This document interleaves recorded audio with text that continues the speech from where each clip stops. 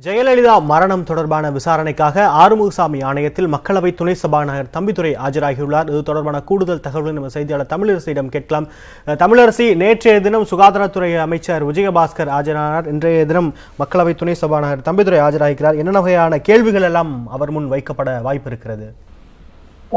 அதாவது மக்களவை துணை சபாநாயகர் தம்பிதுரை தற்போது ஆறுமுகசாமி விசாரணை ஆணையத்தில் ஆஜராகியிருக்கிறார்.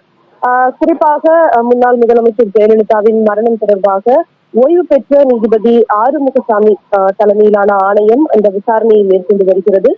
ஜெயலலிதாவுக்கு சிகிச்சை அளித்த எய்ம்ஸ் மருத்துவர்கள், அதே போல அப்போலோ மருத்துவர்கள் உள்ளிட்ட அனைவரிடமும் தற்போது விசாரணையானது தற்போது முடிக்கப்பட்டிருக்கிறது. அதே போல அப்போலோ மருத்துவமனைக்கு வந்து சிகிச்சை அளித்த லண்டன் மருத்துவர் விஜய் பீலவும் சிகிச்சை அளித்தார். அவரிடமும் வீடியோ கான்பரன்ஸ் மூலம் விசாரணை நடத்தப்படுகிறது.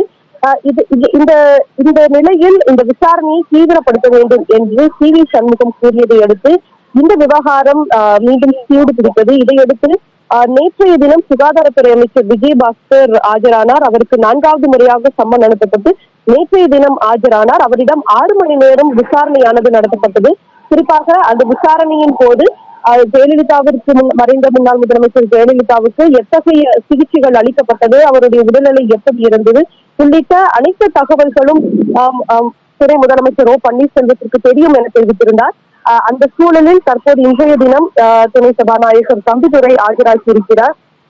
இவர் அதாவது சி.வி. சண்முகம் விசாரணையில் மர்மம் இருப்பதாக சந்தேகத்தை எழுப்பியதை போலவே தம்பிதுரையும் முன்னதாக தெரிவித்திருந்தார். விசாரணை நடத்தப்படும், ஜெயலலிதா மரணம் தொடர்பாக விசாரணை நடத்தப்பட வேண்டும் என அவரும் தெரிவித்திருந்தார்.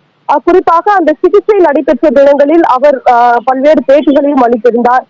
அந்த சூழலில் தற்போது அவரிடம் இந்த விசாரணையானது மேற்கொள்ளப்பட இருக்கிறது. அவருக்கு 2வது முறையாக சம்மன் அனுப்பப்பட்டு இன்று அவர் ஆஜராகியிருக்கிறார். குறிப்பாக இன்று நடக்கும் இந்த விசாரணையின் போது பல்வேறு கேள்விகள் அவரிடம் முன்வைக்கப்படும் என எதிர்பார்க்கப்படுகிறது. குறிப்பாக ஜெயலலிதாவை வெளிநாட்டிற்கு அழைத்து செல்வது குறித்து மருத்துவமனையில் விவாதிக்கப்பட்டதா, அழைத்து செல்ல வேண்டாம் என்று முடிவை எடுத்தது யார் உள்ளிட்ட கேள்விகள் அவரிடம் முன்வைக்கப்படும் என எதிர்பார்க்கப்படுகிறது. அதே போல முன்னாள் தலைமை செயலாளர் ராமமோகன் ராவ் அமைச்சரவைக்கு இது தொடர்பாக தகவல் தெரிவித்தாரா, அதே போல எய்ம்ஸ் மருத்துவர்கள் ரிஷேட் பேலே ஆகியோரை அழைத்து ஜெயலலிதாவிற்கு சிகிச்சை அளித்தது யார் உள்ளிட்ட கேள்விகள் முன்வைக்கப்படலாம் என எதிர்பார்க்கப்படுகிறது.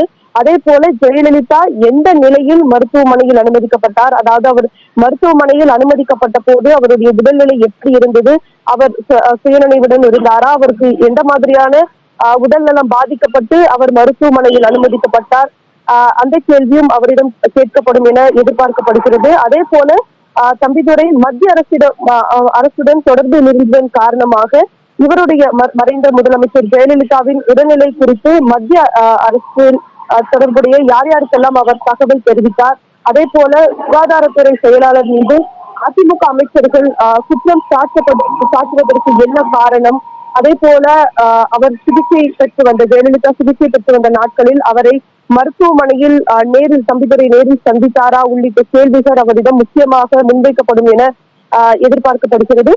இதைத் தொடர்ந்து நாளை துணை முதலமைச்சர் பன்னீர்செல்வம் விசாரணை ஆணையத்தில் ஆஜராக சம்மன் அனுப்பியிருக்கிறது. தற்போது இறுதி கட்டத்தை இந்த விசாரணை ஆறுமுகசாமி விசாரணை ஆணையத்தின் இறுதி கட்டத்தை எட்டியிருக்கிறது. தொடர்ச்சியாக இந்த விசாரணையானது மேற்கொள்ளப்பட்டு வருகிறது. இன்று இவரிடம் மேற்கொள்ளப்பட இருக்கக்கூடிய இந்த விசாரணை என்பது முக்கியத்துவம் வாய்ந்த ஒன்றாக கருதப்படுகிறது.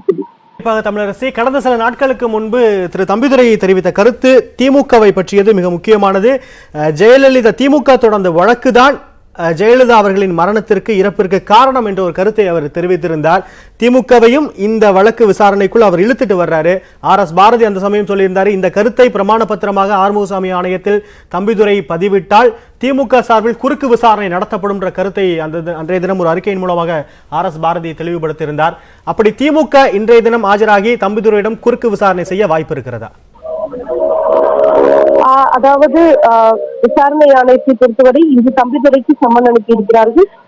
இதில் சசிகலா தரப்பு வழக்கறிஞர்கள் அவரிடம் குறுக்கு விசாரணை மேற்கொள்வார்கள். திமுக தரப்பிலிருந்து வழக்கறிஞர்கள் ஆஜராவது தொடர்பான தகவல்கள் எதுவும் கிடைக்கப்பெறவில்லை. குறிப்பாக இந்த விசாரணை ஆணையத்துடைய ஆயுட்காலம் பிப்ரவரி 24ஆம் தேதியுடன் நிறைவடைய இருக்கிறது. இந்த சூழலில் ஏற்கனவே விசாரணை ஆணையம் தனது காலக்கெடுவை 6 மாதங்கள் மேலும் நீட்டித்து இந்த விசாரணையானது தற்போது நடைபெற்று வருகிறது. எனவே இந்த விசாரணை அனைத்தும் தற்போது இறுதி கட்டத்தை எட்டி இருக்கிறது. தொடர்ந்து திமுக தரப்பினரை சேர்ந்த யாருக்கும் இதுவரை சம்மன் எதுவும் வழங்கப்படவில்லை. இந்த சிகிச்சை மற்றும் சிகிச்சையின் போது உடனிருந்த மருத்துவர்கள், அதே போல ஜெயலலிதாவுடன் உடனிருந்த அதிமுகவினர் மற்றும் அமைச்சர்கள் இவருக்கு சம்மன் அனுப்பப்பட்டு விசாரணையானது மேற்கொள்ளப்பட்டு வருகிறது.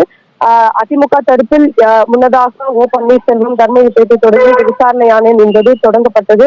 அதன் பிறகு இந்த விசாரணை மேற்கொள்ளப்பட்டு வந்த நிலையில் தற்போது அமைச்சர் சி.வி. சண்முகம் ஒரு சர்ச்சையை கிளப்பி வகையில் கருத்தை தெரிவித்திருந்தார். தொடர்ச்சியாக பல்வேறு அமைச்சர்களும் அவருடைய சி.வி. சண்முகத்தின் கருத்திற்கு ஆதரவு தெரிவித்து பேசியிருந்தனர். இந்த சூழலில் தற்போது இந்த விசாரணையானது தொடர்ச்சியாக மேற்கொள்ளப்பட்டு வருகிறது. இந்த நிலையில் சசிகலா தரப்பு வழக்கறிஞர் அவரிடம் சிறப்பு விசாரணை மேற்கொள்வார் என எதிர்பார்க்கப்படுகிறது. தமிழரசி, மக்களவை துணை சபாநாயகர் தம்பிதுரை ஆறுமுகசாமி ஆணையத்தின் முன்பாக ஆஜராகி இருக்கிறார். அவர் பல்வேறு விளக்கங்களை அளிப்பார் என எதிர்பார்க்கலாம். தொடரும் அண்மை செய்திகளுக்கு மீண்டும் தொடர்பு கொள்கிறோம் தமிழரசி.